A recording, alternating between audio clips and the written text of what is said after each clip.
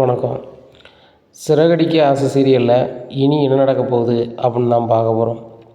இங்கே பார்வதி ஆண்டி சொன்னாங்க அப்படின்னு சொல்லி முத்து சொல்கிறாரு. இப்போ அந்த 2,00,000 ரூபா காணல வைக்கலன்னு சொல்கிறாங்க. அந்த பணம் எந்த பணம்னு தெரியுமாப்பா அப்படின்னு கேட்குறாங்க. எனக்கு எப்படிடா தெரியும் அப்படிங்கிறாங்க. அந்த பணம் வேறு எதுவும் இல்லைப்பா, சத்யா மேலே உள்ள பெட்டிஷனை அம்மா வாபஸ் வாங்கிறதுக்கு 2,00,000 ரூபாய் வாங்கிட்டு தான் வக்கீல்கிட்ட வாங்கிட்டு தான் அந்த பெட்டிஷனை வாபஸ் வாங்கியிருக்காங்க. அது அந்த பணம் தான்ப்பா. மீனா வீட்டில் இருந்த பணத்தை வாங்கிக்கிட்டு மீனாவையே குறை சொல்கிறாங்கப்பா, எடுத்தா வச்சான்னு சொல்லிட்டு. இதெல்லாம் ரொம்ப ஓவராக தெரியலையாப்பா அப்படிங்கிறாங்க. இதை கேட்ட அண்ணாமலை, இது உண்மையா அப்படின்னு சொல்லி மறுபடியும் முத்துகிட்ட கேட்காரு. அப்பா, இது 100% உண்மை, அம்மாட்ட கேளுங்க, உங்களுக்கு முழு விடையும் கிடைக்கும் அப்படிங்கிறாங்க. விஜயா, முத்து சொல்கிறது உண்மையா அப்படிங்கிறாங்க. விஜயா அமைதியாகவே இருக்காங்க. ஏன் அமைதியாகவே இருக்க, சொல்லு அப்படிங்கிறாங்க. உடனே, ஏங்க அப்படி நான் என்னங்க தப்பு செஞ்சுட்டேன்? என்கிட்ட ரோட்டில் போகும்போது பணத்தை ஆட்டையை போட்டு போனான், அதுக்கு நான் வட்டி முதலமாக வாங்கியிருக்கேன். அதுபோக அவன் மேலே ஏதாவது ஒரு பிரச்சனைனா அதை தீர்க்கறதுக்கு எவ்வளோ செலவாயிருக்கும். அப்படி பார்த்தா நான் அவனுக்கு வாழ்க்கையும் காப்பாற்றிருக்கேன், அவன் செலவையும் நிப்பாட்டியிருக்கேன் அப்படிங்கிறாங்க. ஏய் விஜயா, நிப்பாட்டு வாய. பண்ணது தப்பு, இதை நியாயப்படுத்திகிட்ருக்கியோ? அவங்க வீடு ஏற்கனவே கஷ்டப்பட்டுட்ருக்காங்க, அவங்கக்கிட்ட நீ 2,00,000 ரூபா பணம் வாங்கியிருக்கணும், வெக்கமா இல்லை அப்படிங்கிறாங்க. எனக்கெல்லாம் வெக்கமா இல்லைங்க, என்கிட்ட களவாண்டுட்டு அவங்களே வெக்கம் இல்லாமல் இந்த வீட்டில் இருக்கும்போது நான் எதுக்குங்க வெக்கப்படணும் அப்படிங்கிறாங்க. பாரு விஜயா, அந்த பணத்தை மீனா எடுக்கலை, சரியா? இப்போவும் நீ அபாண்டமாக மீனா மேலே தான் சொல்லுத, நீ செய்தெல்லாம் பார்க்கும்போது அப்படி தான் தெரியுது அப்படிங்கிறாங்க. எங்க உண்மையிலே பணத்தை காணுங்க, நீங்கள் வேணால் பார்வதி வர சொல்லி கேளுங்க அப்படிங்கிறாங்க. ஏன் இங்கே நறுனது காணாதா, இன்னும் வெளியே நறணுமா அப்படிங்கிறாங்க. ஏங்க என்னங்க சொல்கிறீங்க, பணம் காணாத போது நிஜம் அப்படிங்கிறாங்க. இங்கே பாரு, அந்த பணம் மீனாவோட பணம், அது எங்கே போச்சு ஏது போச்சு அது எனக்கு தெரியாது. ஆனால் 2,00,000 ரூபா பணத்தை நீ மீனா குடும்பத்துக்கு கொடுத்தாகணும் அப்படிங்கிறாங்க. நான் எதுக்குங்க கொடுக்கணும், அந்த பணம் ஏற்கனவே தொலைஞ்சி போச்சு, நான் மறுபடியும் எங்கேயும் பிரட்டி கொடுக்கணுமா அப்படிங்கிறாங்க. இங்கே பாரு, மீனா குடும்பம் மேலும் மேலும் கஷ்டப்படுறதுக்கு நம்மளே காரணமாக இருக்கக்கூடாது, சரியா? என் சொல்ல நீ வச்ச அப்படின்னு சொன்னால் அந்த 2,00,000 வந்திருக்கணும். அப்படி வரல அப்படின்னு சொன்னால் அதுக்கப்புறம் நடக்குது வேறு. அதுக்கப்புறம் அந்த அண்ணாமலை என்ன பண்ணுவேன் அப்படின்னு உனக்கே தெரியும் அப்படிங்கிறாங்க. இன்னும் என்னங்க இனி ரொம்ப இது பண்ணுறீங்க, நீங்கள் முத்துக்கு மீனாவுக்கே சப்போர்ட் பண்ணிகிட்ருக்கீங்க அப்படிங்கிறாங்க. நான் நியாயத்துக்கு பக்கத்தில் தான் இருக்கேன், நியாயத்துக்கு சப்போர்ட் பண்ணிகிட்ருக்கேன். அந்த குடும்பம் கஷ்டப்படுது, உன்னால் முடிஞ்சு உதவி பண்ண முடியலன்னா ஓரமாக ஒதுங்கியிருக்கணும். அந்த குடும்பத்தை மேலும் மேலும் கஷ்டப்படுத்தி பார்க்கணுன்னு நினைக்கிறேன், பணம் வந்தாகணும் அப்படிங்கிறாங்க. ஏங்க பணம் பெரிய மேட்ரு கிடையாது, மனோஜ் பெரிய பிஸ்னஸ் மேனாக இருக்கான், ரோகிணி பெரிய பிஸ்னஸ் மேனாக இருக்கா, இது 2,00,000 ரூபாலாம் பெரிய மேட்ரு கிடையாது. அதுபோக இந்த பூக்காரி குடும்பத்திட்டலாம் நான் பணம் கொடுக்கணும் அப்படிங்கிற மாதிரிலாம் நான் இருந்துச்சுன்னா அதோட நான் என்னமும் செஞ்சுட்டு போயிடுவேன் அப்படிங்கிறாங்க. இங்கே பாரு, உனக்கு அந்த மானம் வெக்கம் சூடு சொரணை இருந்துச்சு அப்படின்னு சொன்னால் இந்த 2,00,000 நீ என்ன செய், உடனே கொடு அப்படிங்கிறாங்க. ஏங்க ஒரு வாரத்தில் நான் 2,00,000 ரூபாய் கையில் கொடுத்துட்றேங்க, அதுக்கு நான் பொறுப்பு, ரோகிணி கொடுத்துடலாம்ல அப்படிங்கிறாங்க. உடனே ரோகிணி ஒரு வழியே இல்லாமல் கொடுத்துடலாம் ஆண்டி அப்படின்னு சொல்லி முழிக்காங்க. இங்கே ரோகிணியால் பணமே பெற முடியாதுன்னு ரோகிணிக்கு நல்லாவே தெரியும். ஏன்னு கேட்டால் சிட்டி கேட்கும்போதே அந்த தினேஷ் பிரச்சனையை மறைக்கிறதுக்கு 2,00,000 ரூபாய்க்கு அந்த பணத்தை தான், அந்த பார்வதி ஆண்டி வீட்டில் இருந்த பணத்தை தான் அட்டை போட்டு கொடுத்துருக்கோம். ஒரு பக்கமும் கடை வாங்க முடியாது, அவ்வளோ நெரிசல். மனோஜும் ரொம்ப லோவாக இருக்கிறாரு, அவர் அக்கௌண்ட்டில் 2,00,000 ரூபாய் நம்ம தான் கிடக்கு, அதுவும் நேற்று வியாபாரம் ஆனது தான் கிடக்கு, மற்றபடி பணமே இல்லையே அப்படின்னு சொல்லி ரோகிணி முழிக்காங்க. அப்போ அண்ணாமலை சொல்கிறாங்க, சார் ரைட்டு விஜயா, ஒரு வாரத்தில் கொடுக்கன்ட்ருக்க, மற்ற கதையை மாதிரி ஏமாற்றி இதை கதை இருக்கக்கூடாது. மீனா நகையை எடுத்தீங்க, 2,00,000 கொடுத்தீங்க, அப்புறம் 2,00,000 தாரன்னீங்க, அது அவ்வளோதான், மண்ணாக போச்சு. ஏன் பணத்தை 27,00,000 ரூபாய் எடுத்துகிட்டு ஓடனேன், அதையும் நீ வாங்கி தரேன்ன, அவ்வளோதான், அதுவும் மண்ணு தான். ஆனால் இந்த பணம் அப்படி கிடையாது, இது வேறு வீட்டு பணம், மீனா வீட்டு பணம். நம்ம வீட்டு பணத்தை நீங்கள் என்ன பண்ணாலும் உங்களுக்கு உரிமை இருக்குது, அடுத்த வீட்டு பணத்தை பயன்படுத்த உங்களுக்கு உரிமையே கிடையாது. ஏன்னா ஒழுங்கு மரியாதையாக பணம் வந்தாகணும் ஒரு வாரத்தில். அப்படி ஒரு வாரத்தில் வரலை அப்படின்னா ஒரு வாரம் கழித்து நீ நிரந்தரமாக அந்த வீட்டை விட்டு நீ போக வேண்டியிருக்கும் அப்படிங்கிறாங்க. உடனே இதை கேட்ட விஷயம், என்னங்க இப்படி சொல்கிறீங்க, வீடு என் வீடு அப்படிங்கிறாங்க. உன் வீடா? சரி சரி நீயும் தான் கட்டினியா அந்த வீட்டை? இடம் மட்டும்தான் உனக்கு. ஒரு ஜேசிபி வர சொல்லி வீடே தரமட்டமாக்கிடுவேன். சரிதானே? உன் இடத்த நீ எடுத்துக்க. வீடு என் கை காசில் நான் லோன் போட்டு கட்டினது தானே அப்படிங்கிறாங்க. இதை கேட்ட விஜயா ரொம்பவே ஆடி போகிறாங்க. இப்படி மனுஷன் பேசவே மாட்டார், இப்படி பேசுகிறாரு அப்படின்னு சொல்லிட்டு, ஏங்க ஒரு வாரத்தில் நான் காசு தந்துடுறேங்க, நீங்கள் கோவப்படாதாங்க அப்படிங்கிறாங்க. பார்த்துக்கோ அப்படின்னு சொல்லிட்டு ரொம்ப கோவமாக வாக்கிங் கிளம்பி போகிறாங்க. உடனே செம தீர்ப்புப்பான்னு கை தட்டுறாங்க. என்னம்மா இது உங்கள் வீடுன்னு சொல்லிக்கிட்டு இருந்தீங்க, எங்கள் அப்பா கரெக்டான ஜட்ஜ்மெண்ட் கொடுத்துட்டாரு. என்ன இந்த வீடு வந்து எங்கள் அப்பாவுக்கு இந்த கட்டடம், இந்த இடம்தான் உங்களுக்கு. ஓவராக பேசுனீங்கன்னா அப்பா இந்த கட்டடத்தை தரமட்டமாக்கிறோன்ட்டார். அதுக்கப்புறம் அந்த காளிமணியை வச்சு பக்கத்தில் பெரிய பிஸ்னஸ்மேன் இருக்கார்ல, அவர்கிட்ட சொல்லி ஒரு குடிசையை போட்டு இல்லை இருங்க, நாங்கள் ஒரு வீடு வாடகைக்கு பார்த்துட்டு இருந்துக்கிறோம் அப்படிங்கிறாங்க.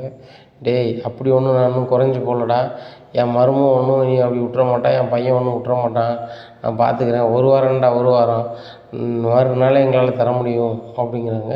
உடனே மனோஜ் வந்து உடனே வாக்கு கொடுக்காதாங்க அப்படிங்கிறாங்க. அதானே வாக்கு கொடுத்தாலும் நீங்கள் காப்பாற்ற மாட்டீங்க, ஆனால் அப்பா சொன்னது நினைவு இருக்கட்டும், அப்படி பணம் தர முடியல அப்படின்னு சொன்னால் என்ன நடக்குன்னு தெரியும் அப்படின்னு சொல்லிட்டு மீனா வா அப்படின்ட்டு போகிறாங்க. உடனே மீனா ரொம்பவே அழுகிறாங்க மொட்டை மாடியில் போய். நீங்கள் இப்படி சொன்னோன்னு எனக்கு மனசே தாங்கலைங்க அப்படிங்கிறாங்க. மீனா நீ செய்யலைன்னு எனக்கு 100% தெரியும். உன்கிட்ட சொல்லிட்டு தான் நான் பார்வதி அத்தை வீட்டுக்கு போனேன். பார்வதி அத்தை வீட்டில் என்ன நினச்சுன்னு உனக்கு தெரியாதுல்ல.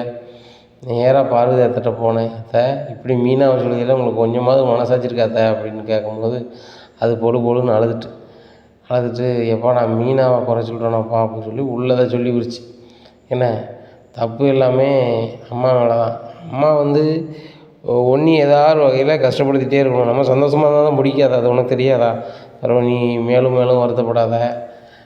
அப்பாட்ட நான் சொல்லும்போது உன் மனசு உடைச்சிருக்குன்னு தெரியும், ஆனால் அம்மாவுடைய செய்கைன்னு ஒன்று இருக்குல்ல, என்ன அவங்க என்ன பண்ணிட்டு போகிறாங்க பார்த்துக்கலாம். இப்போ நம்மளுக்கு லாபம் தானே, 2 லட்ச ரூபா வரப்போகுது, நம்மளுக்கு வாங்கின கடத்தை அடைச்சிருவோம் அப்படிங்கிறாங்க. சரிங்க அப்படிங்கிறாங்க. இப்படியா இருக்குது. இந்த சூழ்நிலையில் ரோகிணி, மனோஜ், விஜயா 3 பேரும் ரூமில் போய் பேசிகிட்டு இருக்காங்க. அப்போ விஜயா சொல்கிறாங்க, டேய் மனோஜ், நான் உன்னை நம்பியும் ரோகிணி நம்பி தான் வாக்கு கொடுத்துருக்கேன், 1 வாரத்தில் பணம் வரும்னு சொல்லிட்டு நீ தான் பணம் கொடுத்தாகணும் அப்படிங்கிறாங்க. உடனே மனோஜ் சொல்கிறாங்க, யாரை கேட்டோம் வாக்கு கொடுத்தீங்க? இப்போ எனக்கு 1000 செலவு இருக்குமா? இப்போ அவர் டீலர்ஷிப் தரேன்ட்டாருன்னா குடோன் பார்க்குறதுக்கு என்ன செய்கிறது, அதுக்கு செலவுக்கு என்ன பண்ணுறது, அதுக்கு தனியாக ஸ்டாஃப் எடுக்கணும் வைக்கணும், நான் என்னெல்லாம் பண்ணுறதுன்னு முடிச்சுட்ருக்கேன். நீங்கள் வந்து 1 வாரத்தில் பணம் தரீங்க, ஒரு வாரத்தில் பணம் தரது எங்கே கட்டி வச்சுருக்கீங்களா அப்படிங்கிறாங்க. என்னடா அப்படி பேசுகிற, மம்மிக்கு நீ தரமாட்டியாடா அப்படிங்கிறாங்க. அம்மா உங்களுக்கு நான் தரதுக்கு தயாராக தான் இருக்குது, ஆனால் இப்போ பணம் இல்லையே அப்படிங்கிறாங்க. அப்புறம் ரோகிணி, நீ பார்லர் வச்சுருக்கலாமா, அந்த வருமானத்தை என்னம்மா செய்கிறேன், அது எனக்கு தரலாமாம்மா அப்படிங்கிறாங்க. ஆண்டி நானும் இன்னொரு பார்லர் வைக்கிறதுக்கு பணத்தை பேங்க்கில் டெபாசிட் பண்ணியிருக்கேன், அவங்க வந்து அந்த டெபாசிட் அதில் இருந்தால் தான் வேறு லோனு தருவாங்க, அப்படி லோனை வாங்கினா தான் இன்னொரு பார்லர் வைக்க முடியும், என்கிட்டையும் காசு இல்லை அப்படின்னு சொன்னோன்னே விஜயாவுக்கு ஒன்றுமே விடல, தலை சுற்றுற மாதிரி இருக்குது. இவர் வேறு வீடை வந்து இடித்து தரமாட்டமாக்கிடுவாங்காரு, அப்படிங்காரு இப்படிங்காரு அப்படின்னு சொல்லி முழிக்காங்க. உடனே மனோ சொல்கிறாங்க, அம்மா அப்பாவோட செயல்பாடு சரியில்லை, அப்பா ரொம்ப ஓவராக பேசுகிறாரு, நம்ம இப்படி பேசுகிறாரு அப்படிங்கிறே. அவர் அப்படி தான்டா நியாயம் தரமுன்ட்டு இருப்பார். அதுபோக இந்த முத்து மீனாவும் அவர் தலையில் வந்து என்னெல்லாமோ ஓதி வச்சுருக்காங்க, அதுக்கு அவர் சுப்பிரபாதம் பாடிட்டுருக்காரு. இப்படியா இருக்குது. இப்போ வந்து நம்மளுக்கு ஒரே வழி, அந்த பணத்தை கொடுத்தா தாண்டா தப்பிக்க முடியும் அப்படிங்கிறாங்க. அதே எப்படிமா கொடுக்க முடியும், இப்போ தான் பணமே இல்லையே, நம்ம தான் சுத்தமாக லாக்கில் இருக்கோமே அப்படி இப்படிங்கிறாரு. மனோஜ் என்ன நினைக்கிறாரு, நம்மளுக்கு ஏகப்பட்ட கடன் இருக்குது, இந்த 2 லட்ச ரூபாயும் நம்ம கொண்டு கொடுத்துக்கிட்டு சங்கடப்படக்கூடாது, அம்மாவுக்கு 2 லட்சம் கொடுக்கக்கூடாது அப்படின்னு நினச்சிக்கிட்டு இருக்காங்க. இப்படியா இருக்குது. இந்த சூழ்நிலை விஜயா சொல்கிறாங்க, டேய் மனோஜ், இதுக்கெல்லாம் ஒரே வழி தான், நீ எப்படியும் கொஞ்ச நாளில் பெரிய கோடீஸ்வரன் ஆயிடுவேன், எனக்கு தெரியும், டீலர்ஷிப் வந்தோன்னே நீ சொல்லுறதெல்லாம் பார்க்கும்போது அப்படி தெரியுது. ஆனால் அதுக்கு முன்னக்கூட்டி அம்மாவோட மானத்தை காப்பாற்றுறதுக்கு, உனக்கு குடோன் வைக்கிறதுக்கு பணம், அப்புறம் நீ ஸ்டாஃபை வந்து மேனேஜ் பண்ணுறதுக்கு சம்பளம், எல்லாத்தையும் ரிலீஃப் ஆகணும், ஒரே வழி தான் இருக்குது அப்படிங்கிறாங்க. என்ன வழிமா? என்னம்மா வீட்டு பத்திரத்தை வச்சிடலாங்கிறீங்களா அப்படிங்கிறாங்க. டேய் அதெல்லாம் வச்சா மாட்டிப்பேன், இதுக்கு ஒரே வழி இது தான் ரோகிணி அப்படிங்கிறாங்க. அத்தை அப்படிங்கிறாங்க, உங்கள் அப்பாவை பார்க்க நம்ம மலேசியாவுக்கு டிக்கெட் போட வேண்டியதான் அப்படிங்கிறாங்க. இதை கேட்ட ரோகிணி, என்னது மலேசியாவுக்கு டிக்கெட் போடணுமா அப்படின்னு சொல்லிட்டு வாயை பழக்கிறாங்க. ஏன்னா அங்கே மலேசியாங்கிற ஒரு நாடு இருக்குதுன்னு ரோகிணிக்கு தெரியும், ஆனால் அங்கே இருக்க அப்பாவும் உண்மை கிடையாது, அவங்களுக்கு சொத்து பத்து இருக்கிறது உண்மை கிடையாது, எதுவுமே உண்மை கிடையாது. எல்லாமே பீலா விட்டது தானே. என்ன பொய்க்கு மேலே பொய் அடக்குனது தான். இப்போ என்ன செய்யனே தெரியாமல் ரோகிணி திருதுன்னு முடிக்காங்க. என்னம்மா மலேசியா வாங்குற, அங்கே டிக்கெட் போட்டது போட்டால் அங்கே உள்ள சொத்தை கொஞ்சம் கொண்டு வந்துட முடியாது அப்படிங்கிறாங்க. அது எப்படித்தான் கொண்டு வர முடியும், எங்கள் அப்பா உள்ளெல்லாம் இருக்கார் அப்படிங்கிறாங்க. ஏம்மா நம்ம ஊர் மாதிரி தானம்மா, அங்கே எதுவும் உள்ளே வச்சாங்கன்னா வீடு வாசல் விற்கிற மாதிரி சொத்து இருக்க தானே செய்யும். எப்படியும் பெரிய பணக்காரங்க அக்கௌண்ட்டில் 300 கோடி ரூபா 400 கோடி ரூபா போட்டிருப்பாங்க, எப்படியும் ஒரு 10 கார் வச்சுருப்பாங்க. அந்த ஊரில் பெரிய பெரிய விலையில் கார் இருக்கும். அதில் 4 காரை வெல்லுங்க, 4 காரை விற்றா கிட்டத்தட்ட கோடிக்கணக்கில் வரும். அந்த கோடிக்கணக்கான பணத்தை கொண்டு வாங்க. இப்போ கொஞ்சம் என்ன பண்ணணுமோ மேனேஜ் பண்ணுங்கள். அது போக 2 லட்சத்துக்கு மீனாவுக்கு 4 லட்சத்தை தூக்கி எறிங்க, அவள் பிறை கிடட்டும். இந்த பூக்காரி முன்னாடி இந்த விஜயா துவாக்கலன்னு வந்துடும்ல அப்படிங்கிறாங்க. இங்கே ரோஹிணிக்கு தலையே சுற்றுது. ஆஹா, நம்ம சொன்ன பொய் வந்து எங்கெல்லாமோ சுற்றுது அப்படின்னு சொல்லிட்டு, ஆண்டி அதெல்லாம் இப்போ சரி வராது, டபான்லாம் டிக்கெட்டு போட முடியாது வைக்க முடியாது அப்படின்ட்டு இருக்கும்போது அவர் மனோஜ் வந்து செல்லை நோண்டுதார். நோண்டு பார்க்கும்போது, ஏம்மா டிக்கெட்டுலாம் இருக்குது, 1 வாரம் கழிச்சு டிக்கெட் இருக்குமா அப்படிங்கிறாங்க. சரிடா மனோஜ், அதை புக் பண்ணு அப்படிங்கிறாங்க. இங்கே மனோஜ் வந்து அந்த 2 லட்ச ரூபாய் செலவு பண்ணக்கூடாதுன்னு இருந்தார். ஆனால் நம்மளுக்கு இந்த ஐடியா வரலையா, அம்மா சொன்ன ஐடியா. அப்பா லாக்கில் இருந்தாலும் கோடிக்கணக்கான மதிப்புள்ள காரு அது இதுன்னு இருக்கும். அதை விற்றுட்டோம்னா அதுவே கோடிக்கணக்கில் வருமா, அதை தற்சமயத்துக்கு பயன்படுத்திக்கிடுவோம். அவங்க அப்பா வந்த பிறகு அந்த அக்கௌண்ட்டில் பணம் சொத்து பத்து எல்லாமே ரிலீவ் பண்ணிடலாமே. ரோஹிணி தான் நம்மகிட்ட இருக்காள், அது போக இவ தானே வாரிசு அப்படி இப்படின்னு சொல்லி இவர் ரொம்பவே கற்பனையை கூட்டுதார். ஏம்மா ஒன்றும் பிரச்சனை இல்லை, நான் கடனாக வாங்கி டிக்கெட் எடுத்துடுறேன் அப்படிங்கிறாரு. இங்கே ரோஹிணி நினைக்காங்க 2 லட்ச ரூபா அக்கௌண்ட்டில் போட்டிருக்கேன் இருக்குது, அந்த அக்கௌண்ட்டில் உள்ள பணத்தை வச்சு நீ இது பண்ணலாங்கிறியோ அப்படின்னு சொல்லிட்டு, ஆண்டி அதெல்லாம் சரி வராது அப்படி இப்படின்னுட்டு இருக்காங்க. உடனே ரோஹிணிகிட்ட சொல்கிறாங்க, ரோஹிணி இங்கே பாரு அப்படின்னு சொல்லி விஜயா சொல்கிறாங்க, இது என் மான பிரச்சனை, இந்த பூக்காரிட்டு நான் துவக்கவே கூடாது. அந்த குடும்பத்தில் உள்ளவங்க எப்போதுமே வந்து எனக்கு கீழே தான் இருக்கணும். அதுபோக அவங்களுக்குலாம் நான் கடன்காரங்களாக இருக்கிறது எனக்கு சம்மதமே கிடையாது. டேய் மனோஜ், சொல்லி உன் முன்னாடிக்கு புரிய வைடா, முதல்ல வந்து நீ மலேசியா போகிறதுக்கு டிக்கெட்டு போடு அப்படிங்கிறாங்க. உடனேம்மா அதெல்லாம் ரெடி பண்ணிடலாமா அப்படிங்கிறாங்க. இங்கே ரோகிணிக்கு என்ன செய்யணும்னு தெரில, திருன்னு முழிக்காங்க. அப்போ அவன் ஃபோனை தூக்கிட்டு நேராக மொட்டை மாடிக்கு போகிறாங்க. வித்யா, மலேசியாவுக்கு டிக்கெட் போட சொல்கிறாங்க ஆண்டி அப்படிங்கிறாங்க. பாரேன், ஹனிமூன் ட்ரிப்பா, போய்ட்டு வாங்க அப்படிங்கிறாங்க. ஏய் அது இல்லடி, எங்கள் அப்பாவை பார்க்க போகணுமா அப்படிங்கிறாங்க. ஏய் உங்கள் அப்பாவை பார்க்க போகிறீங்களா, உங்கள் அப்பா மேல்நாட்டிலலாம் இருக்காங்க அப்படிங்கிறாங்க. ஏய் என்ன தும்முறு பேச்சு பேசிக்கிட்டு இருக்கியா, நான் சொன்ன பொய் சுற்றுதுடி. இப்போ அந்த பணம் எடுத்தோம்ல, அந்த பணத்துக்கு பிரச்சனை வந்து வேறு மாதிரி சுற்றி எங்கள் ஆண்டி 2 லட்ச ரூபா மீனா தம்பி பெட்டிஷனை வாபஸ் வாங்கினதுக்கு வாங்கினாங்களே, அதை திருப்பி கொடுக்கணும்னு சொல்லிட்டு எங்கள் மாமா சொல்லிட்டாங்க. அதனால் அதை திருப்பி கொடுக்க வேண்டிய கடமையில் நாங்கள் இருக்கோம். எங்கள் அத்தை வேறு இப்போ பணம் புரட்ட வாய்ப்பே இல்லாமல் இருக்குது. அதனால் நீங்கள் மலேசியாவுக்கு டிக்கெட் போட்டு போய்ட்டு வாங்க, அங்கே உள்ள சொத்தை எதையாவது விற்றுட்டு வாங்க, அசைன் சொத்தை அப்படிங்கிறாங்க. அதை என்ன பண்ணணும்னு ஒன்றும் புரியலை அப்படிங்கிறாங்க. அங்கே ஏதாவது ஒரு அசைஞ்சால் விற்றுட்டு வா அப்படிங்கிறாங்க. என்னடி நக்கல் பேச்சு பேசுகிற, அங்கே வீட்டில் விலை உயர்ந்த கார் இருக்கும்ல, அதை ஒரு 10 காரை வெல்லுங்க, விற்றா கோடிக்கணக்கில் அதே கிடைக்கும். அதை வச்சு இப்போ குடோன் ஆரம்பிக்கிறது வைக்கிறது, அது போக வந்து இந்த 2 லட்ச ரூபாய்க்கு 4 லட்ச ரூபா கொடுக்குறது, இப்படிலாம் பண்ணுங்கன்னு சொல்கிறாங்கடி, எனக்கு என்ன பண்ணனே புரியலை அப்படிங்கிறாங்க. உடனே வித்தியா சிரிக்கிறாங்க. ஏன்டி சிரிக்கிற அப்படிங்கிறாங்க. இல்லை ரோகிணி, உன்னை நினச்சா சிரிக்கவா அளவான்னு எனக்கு ஒன்றும் புரியலை. ஒரு பொய்க்கு மேலே பொய் சொல்லிக்கிட்டே இருக்கும்போது சொல்லுவேன், பொய்யெல்லாம் அசால்ட்டாக சொல்லணுண்டி, அதை காப்பாற்றுறதுக்கு இன்னொரு பொய் சொல்லணுண்டி அப்படிம்ப. பெரிய பிரில்லியன்ட் மாதிரி பேசுவேன், இப்போ பாரு திணறிக்கிட்டு இருக்கேன். அதான் சொன்னேன், கல்யாணத்துக்கு முன்னாடியே உண்மையை சொல்லடி, உன் இருப்பு இது தான், ஏன்னா பிடிச்சிருந்துச்சின்னா கல்யாணத்தை கட்டுங்க, இல்லைன்னா ஃப்ரெண்டாகவே இருப்போம் அப்படின்னு சொல்லிட்டு நீ மாதிரி கடந்து போகலாம். நீ அதை சொல்லாமல் நான் அப்படி பண்ணிடுவேன் இப்படி பண்ணிடுவேன், எனக்கு பிடிச்சமான வாழ்க்கை அப்படின்னு சொன்னேன். இப்போ நீ நல்லா நினச்சிப்பார், உனக்கு பிடிச்சமான வாழ்க்கையை நீ வாழ்கிறியா கேட்டால் ஆமாம்ப. அப்படி ஒரு வாழ்க்கையை நீ வாழலை, இந்த வாழ்க்கைக்கு கேட்கடி 1000 பொய் சொல்லணும். இப்போ கூட ஒன்றும் கெட்டு போகலடி. மனோஜை கூப்பிட்டு உன் வாழ்க்கை நிலையை சொல்லு, இதுதான் என் வாழ்க்கை நிலை, என்ன விருப்பம் தான் கூட சேர்ந்து வாழுங்க, இல்லைன்னா எனக்கு ஒரு வீடும் ஒரு பையனும் அம்மாவும் இருக்காங்க, நான் சந்தோஷமாக வாழ்ந்துட்டு போயிடுவேன். அதுவும் கையில் என் தொழில் இருக்குது, நான் வீட்டு வீடாக பார்லர் வேலை செஞ்சு கூட பொழைச்சிப்பேன், யார் கையிலையும் காலையும் விழமாட்டேன் அப்படின்னு சொல்லி வாழ்க்கையை நகர்த்திட்டு, இது உனக்கு நிம்மதியான வாழ்க்கையை கொடுக்கும்.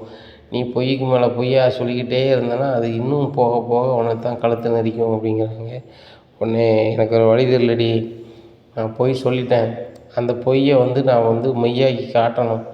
எப்படியாவது மனோஜ் வந்து அந்த டீலர்ஷிப் வர்றது வரைக்கும் எப்படியாவது காப்பாற்றி விட்டேன்னா மனோஜ் அதுக்குள்ளே பெரிய கோடீஸ்வரன் ஆயிடுவான். அப்படி கோடீஸ்வரன் ஆகிட்டுனா பல கோடி இங்கேயே பொருள ஆரம்பிச்சிடும். ஆன்ட்டி அப்போவே வாயை பொளந்துருவாங்க. அதுக்கு மேலே ஒன்றும் கேட்க மாட்டாங்க. நானும் பிஸியாக இருக்கிற மாதிரியே காமிச்சிக்கிட்டு ஆன்ட்டிகிட்ட சிக்கவே மாட்டேன். எப்படியாவது கொஞ்சம் நாளாக தனியாக போயிடுவேன். அது வரைக்கும் நான் சமாளித்து தாண்டி ஆகணும். நான் உண்மையை சொன்னால் கண்டிப்பாக மனோஜ் இன்றைக்கி இருக்கிற நிலைமையில் என் கூட வாழவே மாட்டார். அவர் வாழாமல் இருக்கிறதுக்கு நான் ஏன்டி உண்மையை சொல்லணும்? நான் இந்த வாழ்க்கை வேணும்னு சொல்லி தானே போய் சொல்லி வந்தேன். அப்போ நான் வந்து இப்போ உண்மையை சொல்லுறதா இருந்தால் என் வாழ்க்கையே போயிடும். இங்கே இருக்கிற நிலமை அப்படி தான் இருக்குது. ஏன் இந்த மீனா முத்து கூட என்னை மதிக்க மாட்டாங்க அப்படிங்கிறாங்க. அப்போ உனக்கு போட்டி மீனாவும் முத்தும் தானா அப்படிங்கிறாங்க. எனக்கு இந்த முத்து மீனாவும் தகுதியே கிடையாது. என் புருஷனில் லெவலும் என் லெவலும் வேறு. ஆனால் நாங்கள் வந்து இவங்களுக்கு ஈக்குவலாக ஆகிற மாதிரி ஆயிடுவோம். என் உண்மை நல்லா தெரிஞ்சா அதாண்டி பயப்படுறேன் அப்படிங்கிறாங்க. என்னடி நீ இப்போ என்ன பண்ண போகிற அப்படிங்கிறாங்க. இப்போ அந்த 2 லட்சம் இருந்துச்சுன்னா எப்படியாவது சமாளிச்சிடலாண்டி. எங்கள் ஆன்ட்டி மலேசியா போகிறத பற்றி மறந்துடுவாங்க. ஆனால் மனோஜ்கிட்ட இருக்குது. அது எப்படி வாங்குறதுன்னு ஒன்றும் புரியலை அப்படிங்கிறாங்க. நீ நாசுக்காக பேசி வாங்கிட வேண்டியதானே அப்படிங்கிறாங்க. எங்கே பேசி வாங்க, அவன் தான் வந்து மலேசியா போவேன் அப்படின்னு சொல்லி ஒத்த காலில் நிற்கானே. கோடின்னொன்னே அவன் தெருக்கோடிக்குனாலும் போக தயாராக இருக்கான். அவன் வந்து மனோஜ் வந்து அந்த பணத்தை தரமாட்டான். அவன்கிட்ட வாங்க முடியாது முன்னாடி மாதிரி அப்படிங்கிறாங்க. அப்போ என்ன தான் பண்ண போகிற அப்படிங்கிறாங்க. என்ன பண்ணுறேன்னு எனக்கு ஒன்றும் புரியலை, ரொம்ப குழப்பமாக இருக்குது அப்படின்னுட்டு கீழே போகிறாங்க. இங்கே மனோஜ் ரொம்ப சந்தோஷமாக இருக்காங்க. என்ன மனோஜ் ரொம்ப சந்தோஷமாக இருக்கீங்க அப்படிங்கிறாங்க. இல்லை ரோகிணி, நான் ஃபாரின்க்கெலாம் போனதில்லை. முறையாக நம்ம வந்து மலேசியா போகிறோம். அதான் ரொம்ப சந்தோஷமாக இருக்குது. அது போக டிக்கெட் போடணும். நீலாம் போகும்போது எங்கே டிக்கெட் போடுவ அப்படிங்கிறாங்க. உடனே ரோகிணி, நான் போனால் தானே அப்படிங்கிறாங்க. போனால் தானே அப்படின்னு. இல்லை இப்போதைக்கு போடல, அதை சொல்கிறேன். நான் வந்து ரெகுலராக ஒரு ஏஜென்சியில் போடுவேன் டிக்கெட்டு, அங்கேயே போட்டுடலாம். உனக்கு கூட கனடாவுக்கு போனோம், அங்கே போட்டுருவோமா அப்படிங்கிறாங்க. அங்கே வேண்டாம் ரோகிணி, அங்கே ராசியா இல்லை, வேறு எதுவும் போடுவோம் அப்படிங்கிறாங்க. அப்படின்னு சொல்லிட்டு மனோஜ் உங்களுக்கு சொல்கிறேன், எனக்கு தெரிஞ்சவங்க இருக்கிறாங்க, அவங்கள்ட்ட கேட்டு சொல்கிறேன் அப்படிங்கிறாங்க. ரோகிணி கேளு அப்படிங்கிறாங்க. அப்போ தான் அவங்களுக்கு ஒரு பிளான் வருது.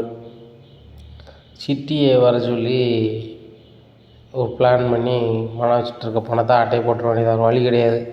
அது கொஞ்சம் திணறிக்கிட்டு இருக்கும்போது நாசுக்காக வேறு வழியில் வந்த மாதிரி அதே பணத்தை தூக்கி ஆண்டிகிட்ட கொடுத்து மீனாட்ட கொடுத்துட வேண்டியதான். இதை ஒரு வாரத்துக்குள்ள நம்ம செஞ்சே ஆகணும், வேறு வழியே கிடையாது. அப்படி செஞ்சால் மட்டும்தான் நம்ம பொய்யை வந்து நிரந்தரமாக நகர்த்தி கொண்டு போக முடியும். அப்படி நம்ம வந்து செய்யலை அப்படின்னு சொன்னால் நம்மளுக்கு ரொம்ப சங்கடம். நான் தான் ரொம்ப டேமேஜ் ஆகுவேன் அதனால் அப்படின்னு சொல்லிட்டு நினைக்காங்க. அப்போ மறுநாள் ஆகுது. ரோகிணி வேலைக்கு போகிறாங்க, மனோஜ் வேலைக்கு போகிறாங்க. இப்படியா இருக்குது. அப்போ ஈவினிங் நைட்டு வீட்டுக்கு வராங்க. அப்போ விஜயா கேட்குறாங்க, என்னடா மனோஜ், நான் டிக்கெட் போட சொன்னோன்னே போட்டியா வச்சியா அப்படிங்கிறாங்க. இல்லைம்மா, ரோகிணி தான் அவங்களுக்கு தெரிஞ்ச ஏஜென்சியில் வந்து சொல்லுதாண்ணா, இன்னும் சொல்லலாமா அப்படிங்கிறாங்க. டேய், அவளுக்கு ஊருக்கு போகிறதுக்கு அக்கறையே இல்லை.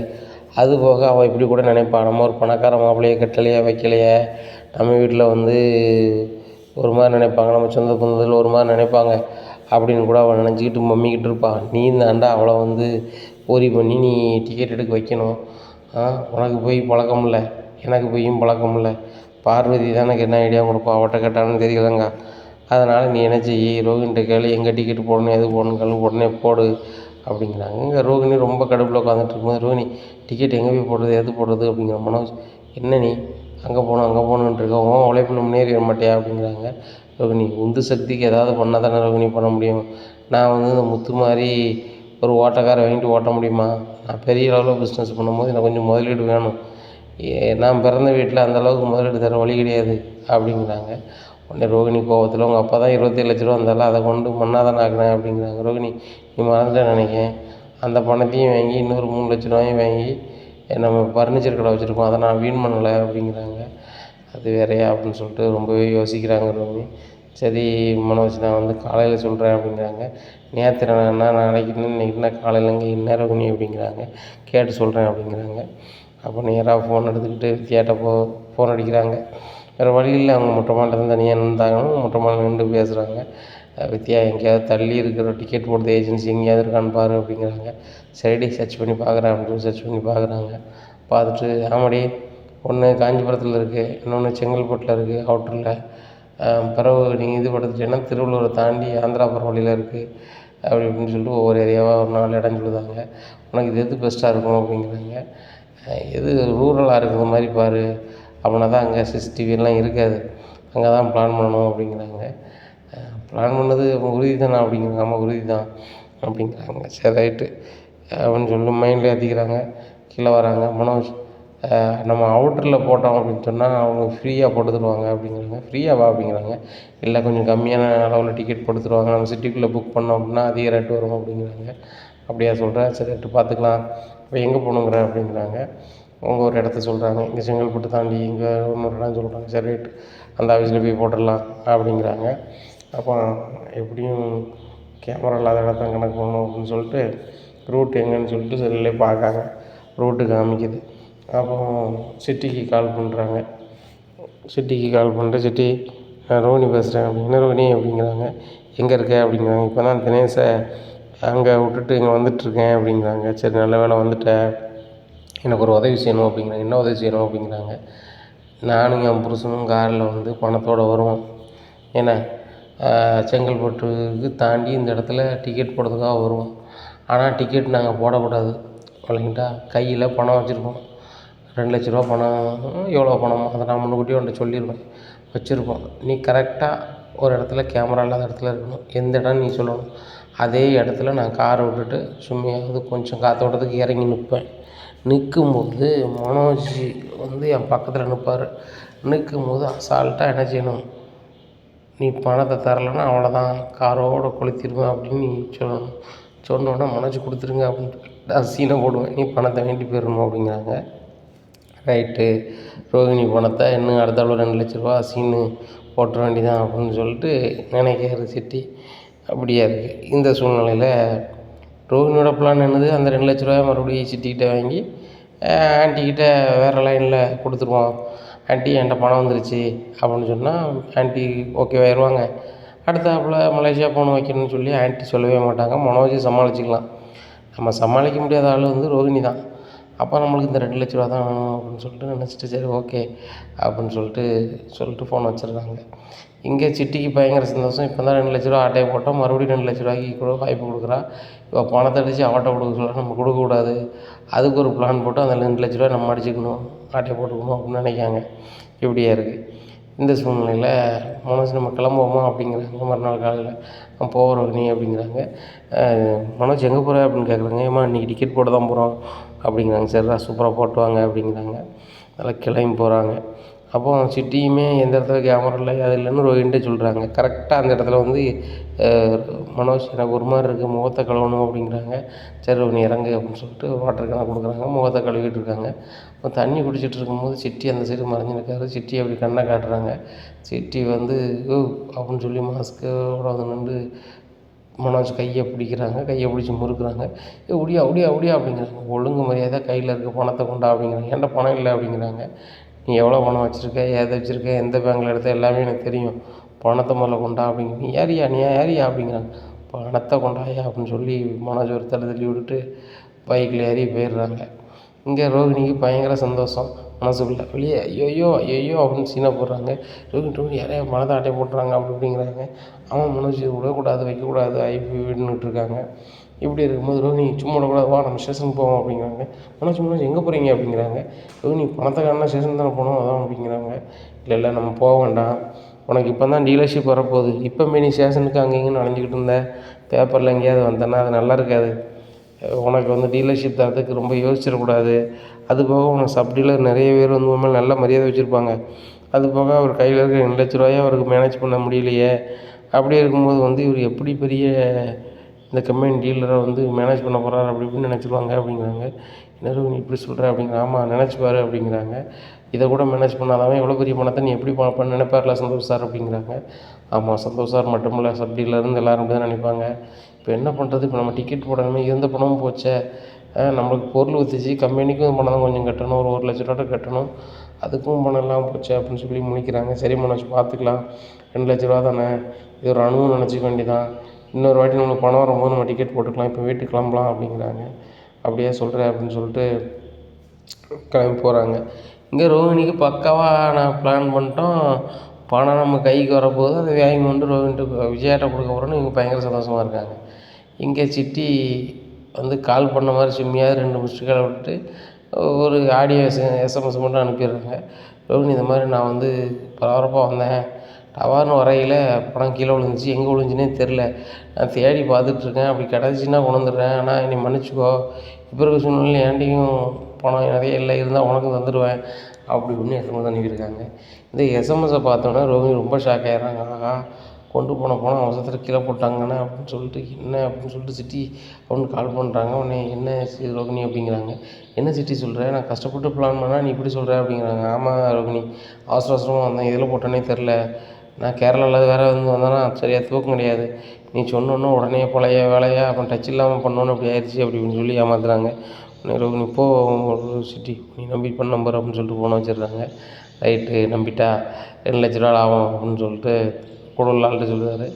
டேய், அந்த ரோகிணியை வச்சே பயங்கரமாக ஏறலாம் போலையே, ஒவ்வொருத்தவங்க மாதம் 2,00,000 புரட்ட பெரிய சங்கடப்படுதாங்க, மாதம் ஒரு 20,00,000 அசால்ட்டாக ரோகிணி வச்சு சம்பாத்தியம் பண்ணிட்டு போயிடலாம் போலையே, இந்த 2,00,000 ஆட்டையை போட்டுக்கொண்டு அவட்டையே கொடுக்கணுமா, அவள் அதுக்கு பயன்படுத்துவானா, இந்த சிட்டி யாருன்னு நினச்சா, சிட்டியே பெரிய ஆள், இந்த சிட்டிக்கிட்டே நீ பிளான் பண்ணி கொடுக்கணும் அப்படின்னு சொல்லிட்டு இது பண்ணிகிட்டு இருக்கும்போது அவர் தினேஷ் ஃபோன் அடிக்கார். என்ன சிட்டி வேறு எதுவும் பிளான் இருக்கா அப்படிங்கிறாங்க. ஐயோ போய் 4 நாள் ஆச்சு, அதுக்குள்ளே பிளான் இருக்கா, ஒரு 2 மாதம் கழிச்சு வா, பெரிய பிளானாக பண்ணுவோம் அப்படிங்கிறாங்க. ரோகிணி வந்து எவ்வளோ நாளும் பரட்டுவா, அதுக்குள்ளே நெருக்கடி கொடுத்தா பண்ணுவா அப்படிங்கிறாங்க. சரி சரி அதை பண்ணிக்கலாம், முதல்ல அவங்களுக்கு பெரிய டீலர்ஷிப் வரட்டும், டீலர்ஷிப் வரும்போது அவங்க கையில் நிறைய பணம் வரணும், அப்போ ரோகிணிக்கு தானே வரும், அப்போ ரோகிணிகிட்ட வெயிட்டாக ஆட்டையை போடுறது வசதியாக இருக்கும் அப்படிங்கிறாங்க. அதுவும் சரி தான், அவகிட்ட 50, 50,000, 1,00,000 அப்படின்னு வாங்குறதுக்கு ரொம்ப கடுப்பாக தான் இருக்குது, அதிகபட்சமாக 2,00,000 நீங்கள் வாங்கியிருக்க அதுதான், ஆனால் அவட்ட வாங்குறதா இருந்தால் வெயிட்டாக தான் வாங்கணும், அதுக்கு அவங்க புருஷன்ட்டு பெரிய டீலர்ஷிப் வரட்டும், அப்போ தான் நல்லாயிருக்கும், அவங்க எப்படி டீலர்ஷிப் கிடைக்கணும்னு காத்துட்ருக்காங்களோ அதேமாதிரி நம்மளும் காத்துக்கிட்டு தான் இருக்கணும், என்றைக்கு டீலர்ஷிப் வருதோ, என்றைக்கு பணம் வந்து ரோகிணிகிட்ட பரலதோ அன்றைக்கி அது நம்ம பணமாக போகுது அப்படின்னு சொல்லி 2 பேருமே சிரிக்காங்க. சரி தினேஷ் பாப்பா அப்படின்னு சொல்லிட்டு ஃபோன் வச்சிடுறாங்க. டேய், இந்த 2,00,000 அன்றைக்கி வாங்க 1,00,000 3,00,000 இருக்குது, இதை வந்து லைனில் கொடுங்க, இதில் வருமானம் இருக்கும் அப்படிங்கிறாங்க. சரிண்ணே சூப்பர்ண்ணே, இது அசால்ட்டாக சும்மா கிடைக்கு, இதை வச்சு லைன் கொடுத்தா நல்ல வருமானம் வரும் அப்படிங்கிறாங்க. டேய், இப்படி பண்ணால் தான் நான் வாழ்க்கையில் ஜெயிக்க முடியும், இல்லைன்னா உட்காந்துக்கிட்டு 5 பைசாவுக்கும் 10 பைசா வட்டிக்கும் அலைஞ்சிட்டு கிடக்கணும், ஒருத்தன் தரமாட்டான், அவன்கிட்ட முண்டும் போது முத்து மாதிரி ஆள்கிட்ட போவான், அவங்ககிட்ட மோதணும், ஏகப்பட்ட டேமேஜ் ஆகுது, இனிமேல் பட்டிலாம் டெக்னிக்காக தான் பிழைக்கணும், வேர்வை வராமல் சம்பாத்தியம் பண்ணதுக்கு என்ன வழியோ அதை பார்க்கணும்டா, ஒரு வழி கிடையாது அப்படின்னுட்டுருக்காங்க. இங்கே ரோகிணிக்கு என்ன செய்யனே தெரில. இப்போ மனோஜ் வந்து வெளியும் சொல்ல முடியல, வைக்கவும் முடியல, கக்கவும் முடியலை. அப்போது விஜயா கேட்குறாங்க, என்னடா காலைல போனீங்களா, டிக்கெட் போட்டிங்களா அப்படிங்கிறாங்க. உடனே இல்லைம்மா அப்படிங்க, என்னடா இல்லைம்மா அங்கே அப்படிங்கிறாங்க. பணம் காணாமல் போச்சுன்னு சொன்னால் எங்கள் அம்மா கூட என்ன மதிக்க மாட்டாங்களே அப்படின்னு சொல்லிட்டு, இல்லைம்மா டிக்கெட்டு கிடைக்க மாட்டேங்குது, போட்டு தரேன்னு இது கன்ஃபார்ம் பண்ணணும்னு சொல்லுதுன்ட்ருக்காங்க அப்படிங்கிறாங்க. சீக்கிரம் கிளம்பி போடா, ஒரு வாரத்தில் தரேன்ருக்கேன், அப்படி ஒரு வாரத்தில் தர முடியல அப்படின்னா ஒன்றும் செய்ய முடியாதா, இல்லைன்னா நான் என் தங்கச்சிங்களை விற்று தான் கொடுக்கணும் அப்படிங்கிறாங்க. ஏம்மா நீங்கள் எதுக்குமா தங்கச்சிங்களை விற்று கொடுக்கணும் அப்படிங்கிறாங்க. அப்புறம் என்னடா செய்ய முடியும், தங்கச்சிங்களை விற்றா தானே என் மானத்தை காப்பாற்ற முடியும், இல்லைன்னா அந்த மீனா குடும்பத்தில் வந்து நான் வந்து கடங்காரியாக இருக்க முடியுமா, அதெல்லாம் வாய்ப்பே இல்லை அப்படிங்கிறாங்க. பேசிக்கிட்டு இருக்கும்போது முத்து, மீனா, அண்ணாமலை எல்லாருமே வீட்டுக்கு வந்துடுறாங்க. அப்போ மாமா சாப்பிடுவாங்க அப்படிங்கிறாங்க மீனா. இல்லைம்மா இருக்கட்டும், வந்து பேப்பரை படிச்சுக்கிறேன், காலைல பேப்பர் படிக்கல அப்படின்னு சொல்லிட்டு பேப்பர் படிக்கிறாங்க. உடனே டேய் பார்த்தியாடா, அவள் வந்து இனி ஒரு டீ வேணும்னு கூட கேட்க மாட்டேங்கான், ஆனால் கொடுத்தாகணும் அப்படிங்கும்போது மனசு சரியான கடுப்பாயிருது. ஏற்கனவே 2,00,000 காணலை, இப்படி இருக்கும்போது மலேசியாவும் தற்சமயம் போக முடியலை, ரோகிணியும் வந்து பணம் புரட்டி தர முடியல, அவள் லோனுக்கு அலையிறா, இப்படி இருக்க சூழ்நிலையில் அம்மா கொடுக்கணும், இந்த செயின் வைக்கணுன்ட்டு இருக்காங்களேங்கிற கடுப்பில் இவளுக்கெல்லாம் எதுக்குமா கொடுக்கணும், இவங்களே ஒரு திருட்டு குடும்பம் தானே, இந்த திருட்டு குடும்பம் வந்து தந்திருக்க பணம் வந்து திருட்டு பணமாக தான் இருக்கும், 5,00,000 அவங்க சும்மியமாக புறப்பட்டுருப்பாங்க, உங்களே மாதிரி ஒரு 5 பேர் நடந்து போயிருப்பாங்க, அவங்க டாட்டே போட்டிருப்பாங்க, அவங்களுக்கு எதுக்கு கொடுக்கணும், இதே திருட்டு பணம் தானே, இந்த பணத்தை வாங்க முடியலன்னா அவங்களுக்கு வேறு பணம் சம்பாத்தியம் பண்ண முடியாதா, என்ன நடந்தாலும் பார்த்துக்கலான்னு முத்தோ நானாக சொன்னால் அவங்க இன்னொரு இடத்துல போய் ஆட்டையை போட போகிறாங்க, அவன் தம்பி களவாங்க போகிறாங்க, இந்த மீனா வந்து வழக்கம்போல் இந்த வீட்டில் நடிக்க போகிறாங்க அப்படிங்கிறாங்க. இதை கேட்டால் மீனாவுக்கு சரியான கடுப்பாயிருது. மீனா பக்கத்தில் கடந்த வாரியில் எடுத்து சுலட்டுன்னு போட்டு உனச்சு வெளுன்னு வழுக்காங்க. உடனே விஜய் விடு விடு அப்படிங்கிறாங்க. அதை பார்த்த ரோகிணி என்ன பண்ணுற அப்படிங்கிறாங்க. நீ போகிறே அப்படின்னு சொல்லிட்டு இது பண்ணுறேன், நான் எதுக்கு போகணும் அப்படின்னு ரோகிணி சொல்லும்போது ரோகிணிக்கு 4 வழக்கு கொடுக்காங்க, மனோஜுக்கு 4 வழக்கு கொடுக்காங்க. என்னெல்லாம் சொன்னேன், என் குடும்பம் திருட்டு குடும்பமா, என் குடும்பம் திருட்டு குடும்பம்னா உன் குடும்பம் களவாணி குடும்பம் தானே அப்படிங்கிறாங்க. என்ன எங்கள் குடும்பம் இப்படி பேசுது அப்படிங்கிறாங்க. உடனே ஒழுங்காக போயிரு ரோகிணி, உன் புருஷன் என் நகையை எடுத்து ஆட்டையை போடுவான், என் நகையை எடுத்து ஆட்டையை போடுவான். அப்புறம் வீட்டில் மாமா பணத்தை எடுத்துகிட்டு ஓடுவான், கல்யாணத்துக்கு சபையிலேருந்து ஓடுவான். இவன் யோக்கியன். அவன் ஒரு சின்ன பையன். நம்ம இப்படி கஷ்டப்பட்டு கிடக்காம நம்ம வந்து நல்ல நிலைமை நம்ம நல்ல நிலைமைக்கு வந்தால் தானே ஒரு பைக் வாங்க முடியும்னு சொல்லி ஆசையில் ஒரு பைக் எடுத்துட்டான். அதையும் கொண்டு கொடுத்துட்டான். அப்புறம் நீங்கள் பண்ணுதீங்க, நீங்கள் பண்ண கோவத்தில் அவன் வந்து வீம்புக்கு பண்ணுதான். அந்த பணத்தையும் கொடுத்தாச்சு. அப்படி இருந்தாலும் கேஸ் வாபஸ் வாங்குறதுக்கு பணத்தை கொடுத்து வாபஸ் வாங்கியாச்சு. இதில் வந்து மாமா வந்து நாங்கள் கஷ்டப்படக்கூடாதுன்னு சொல்லிட்டு அந்த பணத்தை கொடுத்து வந்தாங்க. இதில் திருட்டு குடும்பத்துக்கு நம்ம எதுக்கு பணம் கொடுக்கணும்னு சொல்லிட்டு நீ இப்படி பேசுது. அது திருட்டு குடும்பம் அப்படி இப்படிங்கிற. நீனே ஒன்றா நம்பர் திருடு, நீலாம் எப்படி எங்கள் வீட்டை பேசலாம் அப்படின்னு சொல்லி வெளுன்னு வெளுத்தோடனே மனசுக்கு சுத்தமாக முடியல. தன்னால் வாயை பிளந்துருது. இனி என்ன நடக்கும் அப்படிங்கிறத பொறுத்திருந்து பார்க்கலாம். நம்மளுடைய சேனலை நீங்கள் மறக்காமல் லைக் அண்ட் சப்ஸ்கிரைப் பண்ணுங்கள். நன்றி, வணக்கம்.